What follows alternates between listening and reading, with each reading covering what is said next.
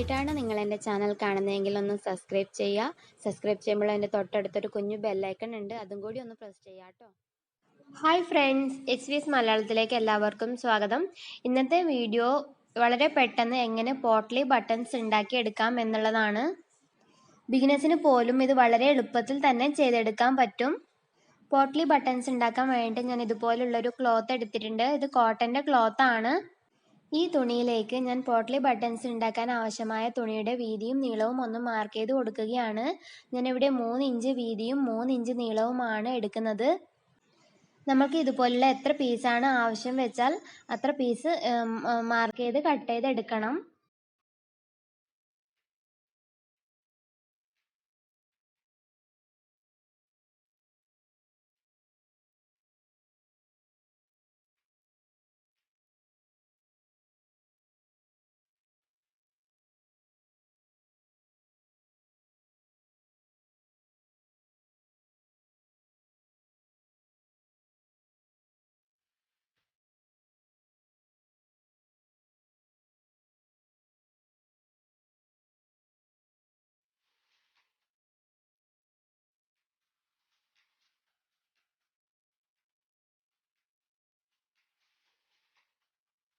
അപ്പോൾ ഞാൻ ഇത്രയും പീസ് കട്ട് ചെയ്ത് എടുത്തിട്ടുണ്ട്.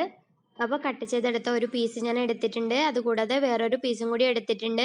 ഇത് നന്നായി ചുരുട്ടിയതിന് ശേഷം ഈ കട്ട് ചെയ്തെടുത്ത പീസിൻ്റെ കറക്റ്റ് സെൻറ്ററിലായിട്ട് വെച്ച് കൊടുക്കണം. പോട്ട്ലി ബട്ടൻ്റെ വലിപ്പമൊക്കെ നിങ്ങളുടെ ഇഷ്ടാനുസരണം ചെയ്യാവുന്നതാണ്. നമ്മൾ സെൻറ്ററിൽ ഇപ്പോൾ വെച്ച് കൊടുത്ത പീസിൻ്റെ വലിപ്പം കൂടിയാൽ പോട്ട്ലി ബട്ടൻ്റെ വലിപ്പം കൂടും. സെൻറ്ററിൽ വെച്ച് കൊടുക്കുന്ന പീസിൻ്റെ വലിപ്പം കുറഞ്ഞാൽ പോട്ട്ലി ബട്ടൻ്റെ വലിപ്പം കുറയും. അതൊക്കെ നിങ്ങളുടെ ഇഷ്ടം പോലെ ചെയ്യാം. പീസ് സെൻറ്ററിൽ വെച്ച് കൊടുത്തതിന് ശേഷം നൂല് നന്നായി ഒന്ന് ചുറ്റി കൊടുക്കുക. അതിന് ശേഷം ഇതുപോലെ ഒന്ന് കെട്ടിയിട്ട് കൊടുക്കണം. ഒരു 3-4 കെട്ടിയിട്ട് കൊടുക്കാവുന്നതാണ്. സെയിം കളർ നൂല് തന്നെ ഉപയോഗിക്കുക കെട്ടിയിട്ട് കൊടുക്കാനായിട്ട്. വളരെ ഈസിയാണ് ഇത് ചെയ്തെടുക്കാനായിട്ട്. ഏത് തരം ക്ലോത്ത് ഉപയോഗിച്ചിട്ടും നിങ്ങൾക്ക് പോട്ട്ലി ബട്ടൺസ് ഉണ്ടാക്കിയെടുക്കാവുന്നതാണ്. നിങ്ങൾക്ക് ഈ വീഡിയോ ഇഷ്ടമായെങ്കിൽ ഒന്ന് ലൈക്ക് ചെയ്യാനും ഫ്രണ്ട്സ് ആൻഡ് റിലേറ്റീവ്സിന് വീഡിയോ ഒന്ന് ഷെയർ ചെയ്യാനും മറക്കരുത് കേട്ടോ. Thank you for watching.